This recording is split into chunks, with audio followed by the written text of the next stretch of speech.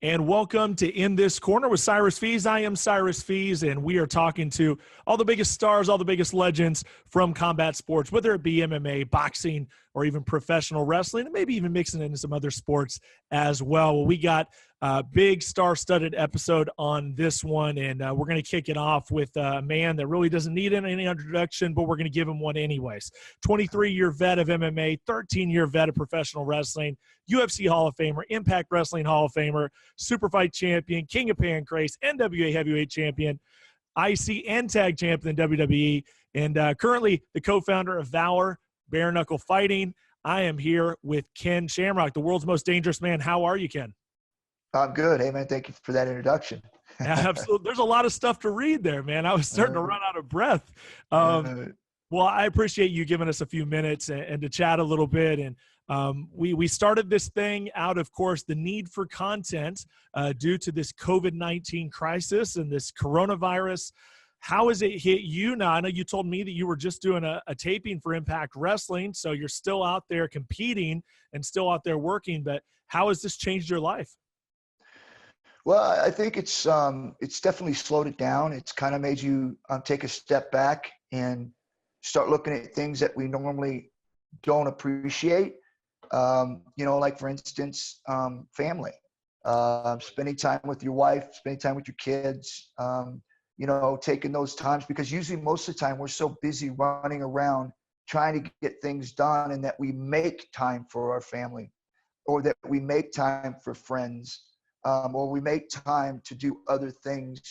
And now we're being almost in a sense being forced, not just to make time, but to spend quality time, because as I think anybody knows that's going through at this time, is that when you're actually in this situation, it either feels like you're being forced to spend time, or that you're enjoying the opportunity that you have to spend time.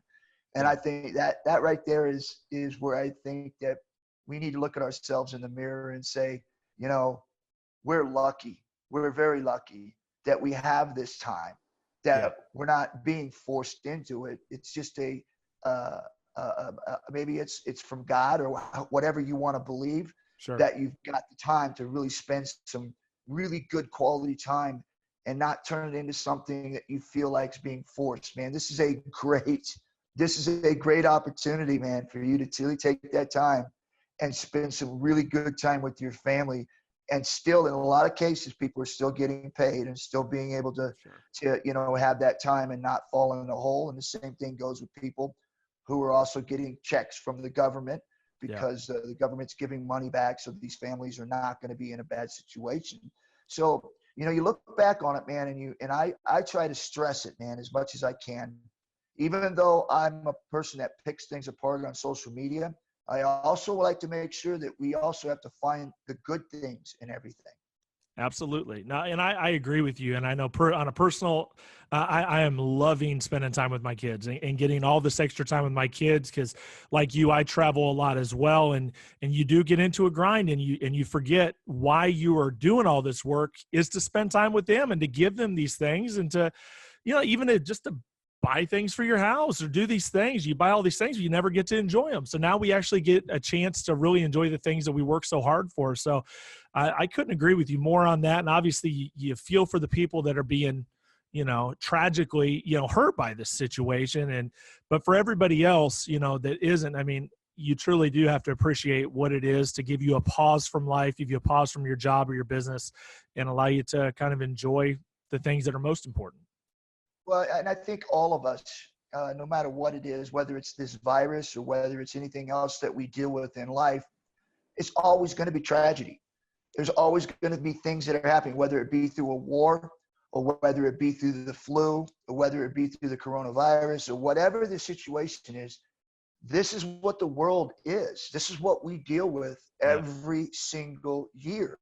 So when something comes up like this, it's not like that we've got to throw everything aside and say, oh my goodness, this is happening and we can't live anymore. That's just not the case, because if I had it, or any one of my loved ones had it, I would hope that I would make sure that people around me would still live life. that they would still know that they have to keep moving forward and they have to still build lives for themselves. Even though these things are happening to other people, we love them, we care for them, and we wish them the best. But we also know that you wouldn't want anybody in your family not to live their lives because of something you're going through. Sure.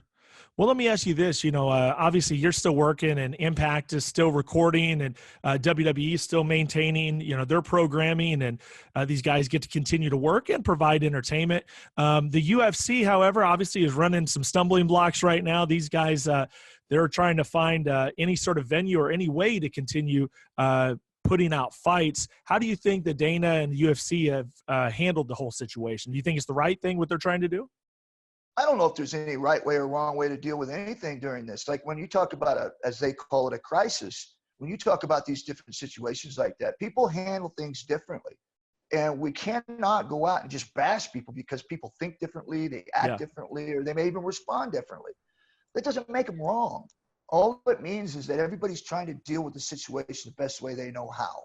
And for some people, one thing may mean more than another. But at the same time, to other people, other things may mean more. So when you talk about what's valuable or what's important, I mean, you could tell people, well, I think TV is irrelevant. But if you talk to other 50% of people, they will say they would go nuts if they didn't have TV and be able to be entertained or something, or that I'm a big football fan or I'm a big wrestling fan or whatever that may be, and I can't watch those things. What else are they going to do at that time? And most of the time, I'm not saying all the time, but a lot of times, that's where people find themselves getting themselves into trouble, doing things they're probably not supposed to be doing because there's nothing else to do. So, like I said, I don't know when people start pointing fingers and talking about handling this right or that right. I just think people have to handle things the way they think they have to handle them, and in the best way that they think is the best way to do it. And that's that. I don't know, unless it's hurting somebody or unless you're physically going out there and hurting somebody or endangering somebody, physically endangering somebody. I think that you got to let people respond the way they respond. Well, let's shift gears a little bit and let's talk wrestling a little bit. Now, you returned to wrestling in 2018, I believe it was, and just kind of started edging your way back into the business. How did that come about, man? It's you've put your body through a lot of heck through the years. MMA by itself, what it is so tough to do. Then you go into wrestling and so many years in that, and a hectic full-time schedule with WWE, and we know what comes with that, and the chair shots. And I was just talking to my producer about the chair shot from The Rock. Still to this day, one of the images that is burned into my head is that shot that you took from The Rock, and yours as well. more of a physical sense. How did you get back into wrestling? What made you make that decision? Well, I know, since I've been 13 years old, I've been competing, whether high school wrestling, football, baseball, basketball, whatever it was. I competed all the time, weight training. And then I think I was 52 years old when I had my last fight.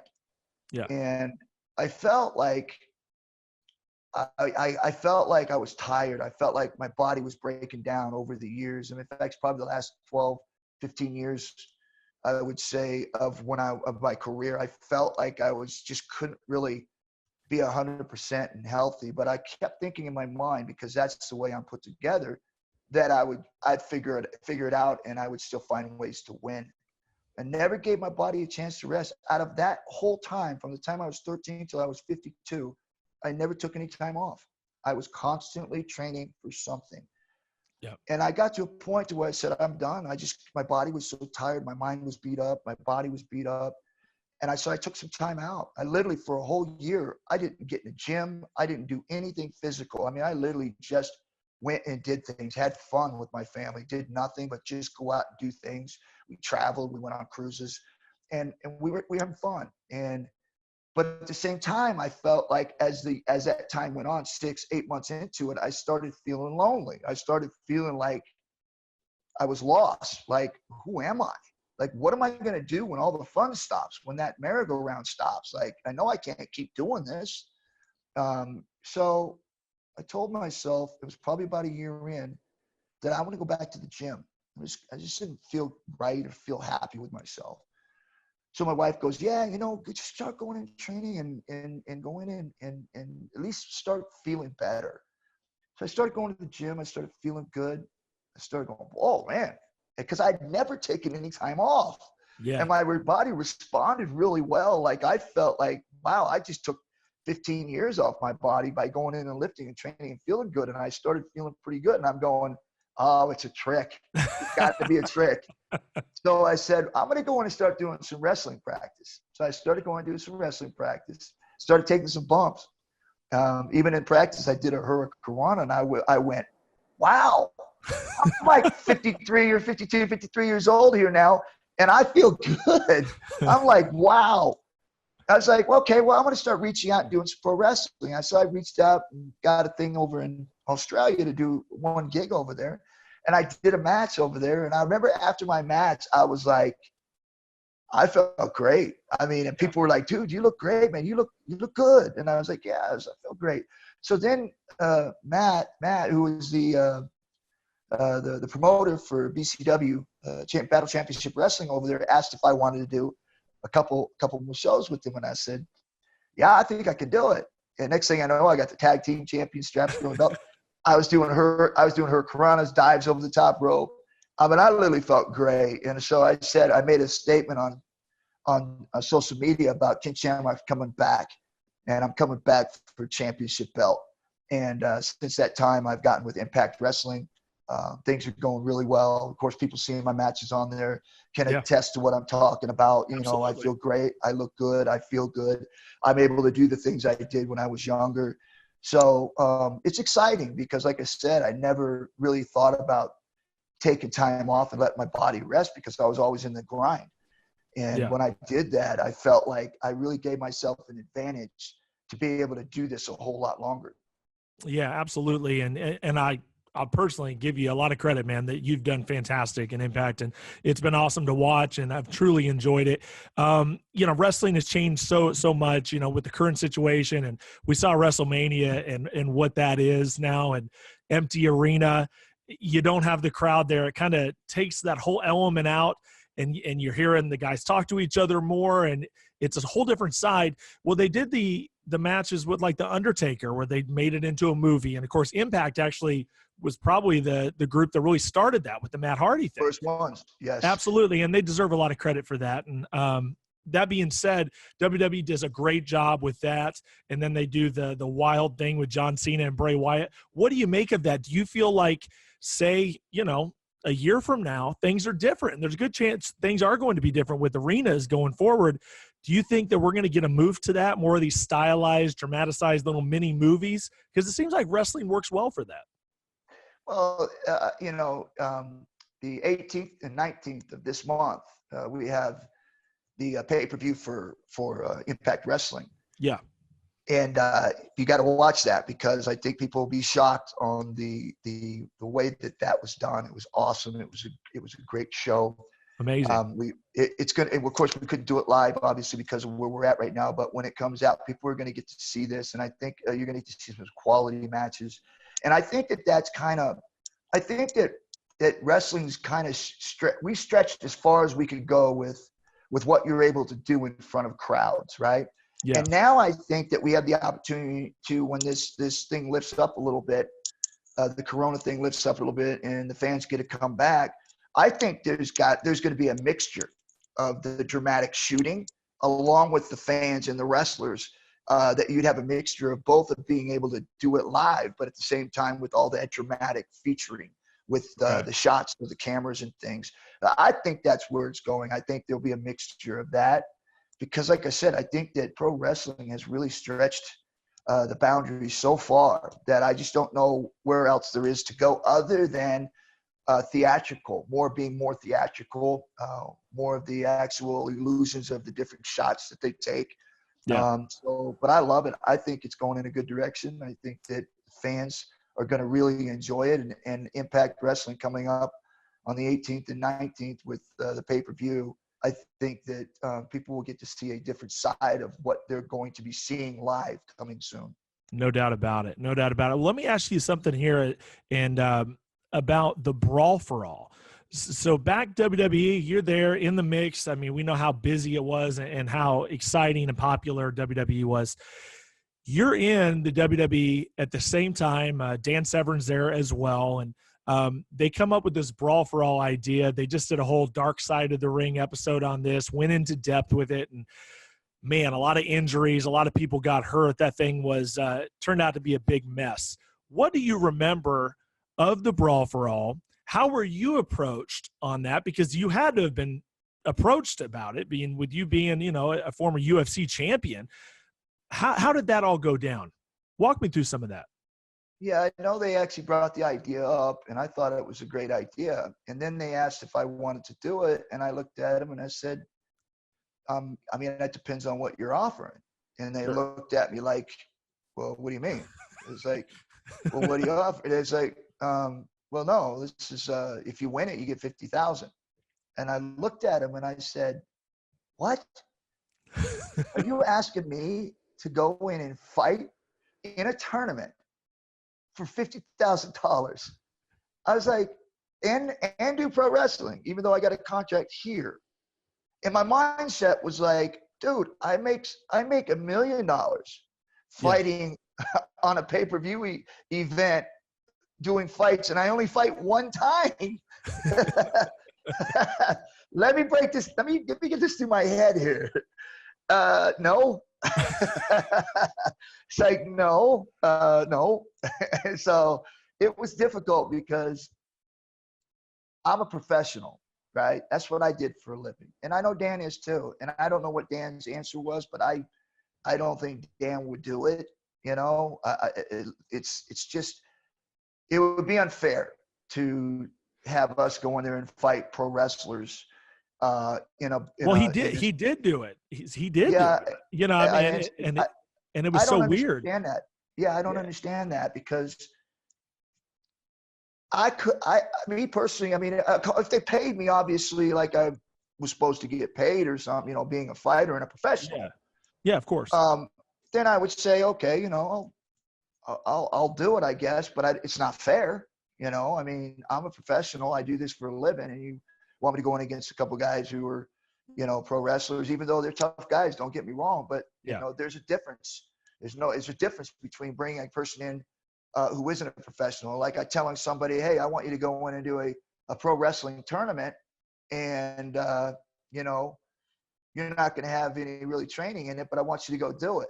Yeah, it's like, it's not going to happen, right? It's just two different things. And it's the same thing in that, where you're telling people, hey, go in and fight a guy that's the world champion and the best ever did it at his time. And good luck.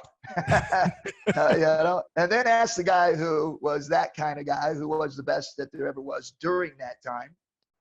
And then ask him to come in and say, oh, yeah, by the way, we want you to fight 4 or 5 times within a certain amount of period, and we're going to give you 50,000. It's like, yeah. What? So it was a lot wrong with it.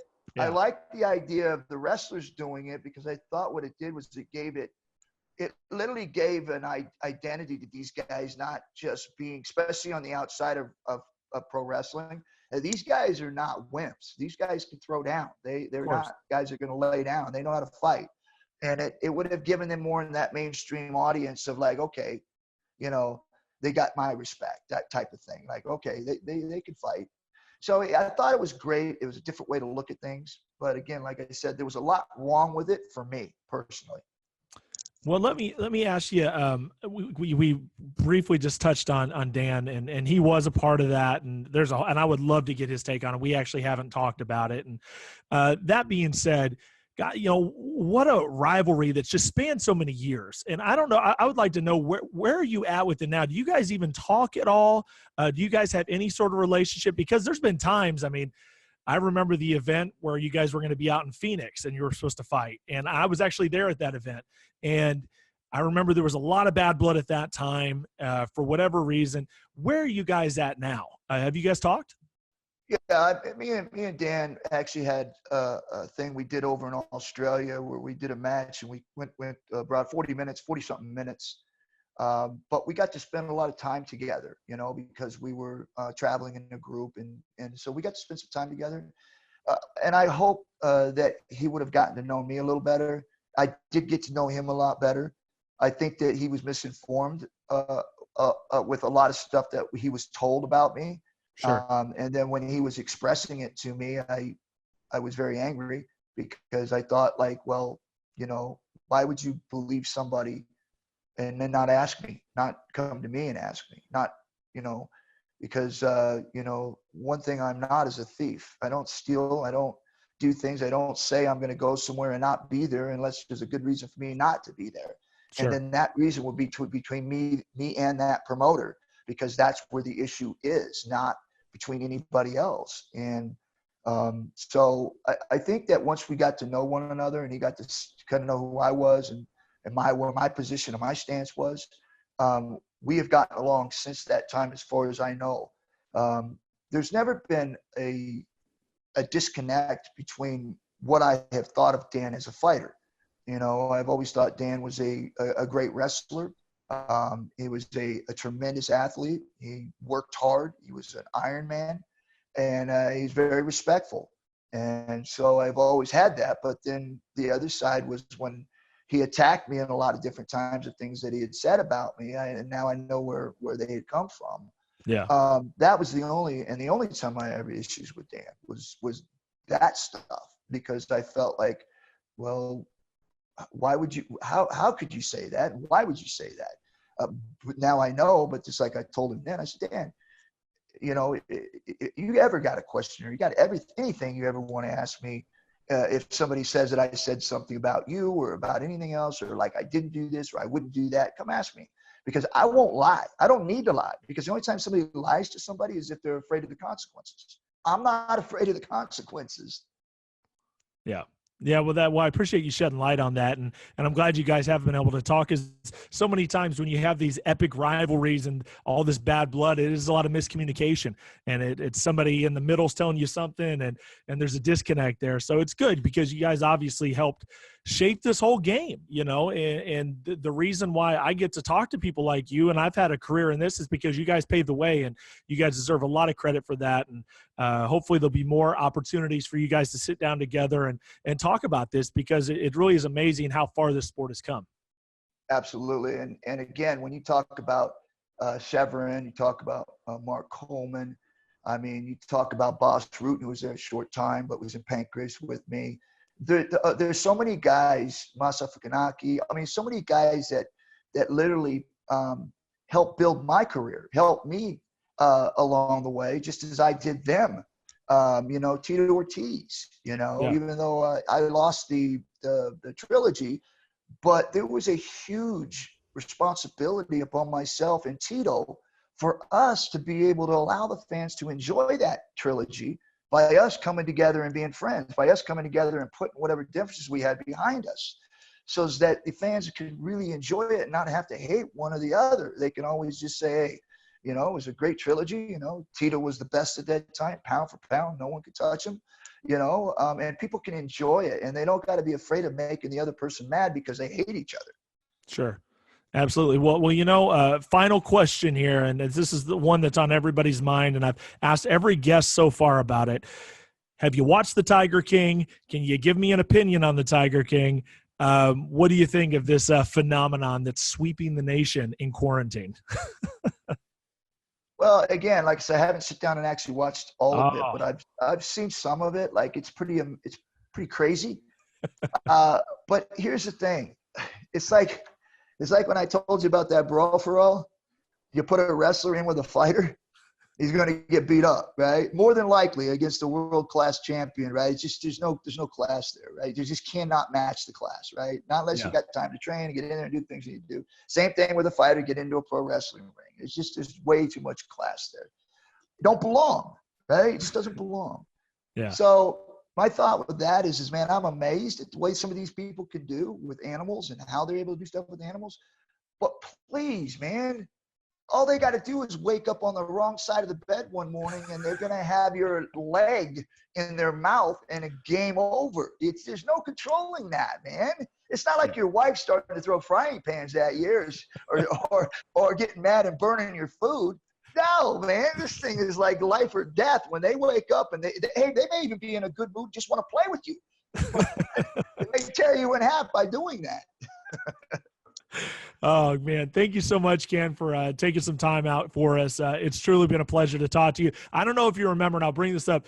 You came to our studio. This was probably 5 or 6 years ago, and we had 3 of our fighters on MMA Inside the Cage in Tennessee. You were in Bristol, I believe, or Abingdon, and you came down, and we had guys dressed up as Boss Rutan, dressed up as Dan Severn, and dressed up as Don Fry, and we had such a blast with that. And you were a good sport then, and definitely a good sport now.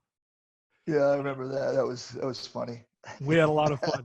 Well, thank you so much. Sure, not quite sure. I really got the Dan Severn one though.